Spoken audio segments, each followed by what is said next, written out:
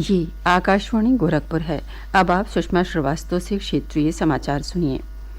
प्रधानमंत्री नरेंद्र मोदी ने ग्रेटर नोएडा की इंडिया एक्सपो सेंटर और मार्ट में आज विश्व डेयरी सम्मेलन का उद्घाटन किया। उन्होंने कहा कि देश में डेयरी पशुओं के ताज़ा आंकड़ों का संकलन करने के लिए सबसे बड़ा डाटाबेस बनाया जा रहा है और डेयरी क्षेत्र से जुड़े प्रत्येक पशु को इससे जोड़ा जाएगा। प्रधानमंत्री ने कहा कि भारत का डेयरी क्षेत्र बड़े पैमाने पर उत्पादन की बजाय बड़े जनसमूह द्वारा उत्पादन करने के लिए जाना जाता है।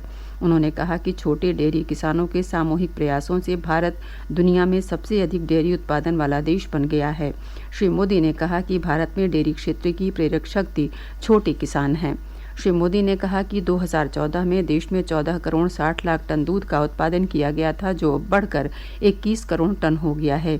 ये करीब 44% की वृद्धि है। प्रधानमंत्री ने कहा कि डेयरी क्षेत्र में 75% योगदान नारी शक्ति का है। श्री मोदी ने कहा कि डेयरी उत्पादन बढ़ाने के लिए देश में पशु आधार नामक बायोमेट्रिक प्रमाणीकरण की प्रौद्योगिकी विकसित की जा रही है। उन्होंने कहा कि पिछले कुछ वर्षों में लंपी चर्म रोग मवेशियों के लिए खतरा बना हुआ है और उनका जीवन बचाने के लिए स्वदेश में ही टीका तैयार कर लिया गया है। श्री मोदी ने कहा कि प्लास्टिक मवेशियों के लिए खतरा बन गया है और सरकार एक ही बार प्रयोग किए जाने वाले प्लास्टिक के उपयोग को खत्म करने के लिए संकल्पबद्ध है। प्रधानमंत्री ने कहा कि 2025 तक डेयरी के सभी पशुओं को मुंहपका खुरपका रोग से बचाने के लिए टीका उपलब्ध करा दिया जाएगा। उन्होंने कहा कि एक ही तरह की खेती करना एकमात्र समाधान नहीं है। उन्होंने कहा कि ये बात पशुपालन पर भी लागू होती है। प्रधानमंत्री ने कहा कि इसीलिए भारत में स्वदेशी और संकर नस्ल दोनों पर ही ध्यान दिया जा रहा है। उन्होंने कहा कि गोबर धन योजना डेयरी क्षेत्र के विकास का उदाहरण है। वाराणसी जिला अदालत ने ज्ञानव्यापी श्रृंगार गौरी मामले में सुनवाई जारी रखने का निर्देश दिया है। अगली सुनवाई 22 सितंबर को होगी। अदालत ने मुस्लिम पक्ष की याचिका खारिज करते हुए कहा कि ज्ञानव्यापी श्रृंगार गौरी मामले में दायर याचिका सुनवाई योग्य है। जिला न्यायाधीश A.K. विश्वेश ने मुस्लिम याचिकाकर्ताओं की पूजा स्थल अधिनियम की दलील खारिज करते हुए सभी याचिकाकर्ताओं से अगली सुनवाई तिथि 22 सितंबर तक अपना जवाब दाखिल करने को कहा है।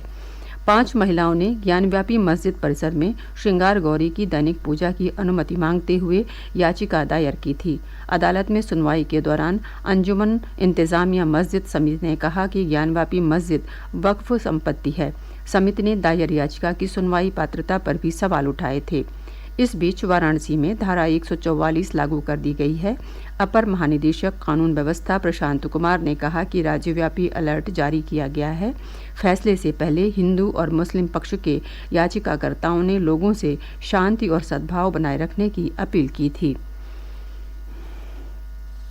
बिजली उपभोक्ताओं की समस्याओं के निस्तारण के लिए प्रदेश में आज से बिजली उपकेंद्रों और नज़दीकी बिलिंग केंद्रों पर विद्युत समाधान सप्ताह का आयोजन किया जा रहा है। देवरिया जिले में बिजली विभाग की ओर से 41 स्थानों पर समाधान सप्ताह का शुभारंभ किया गया।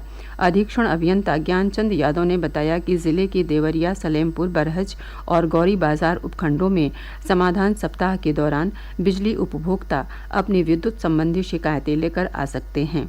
उन्होंने कहा कि सभी शिकायतों का निस्तारण किया जाएगा।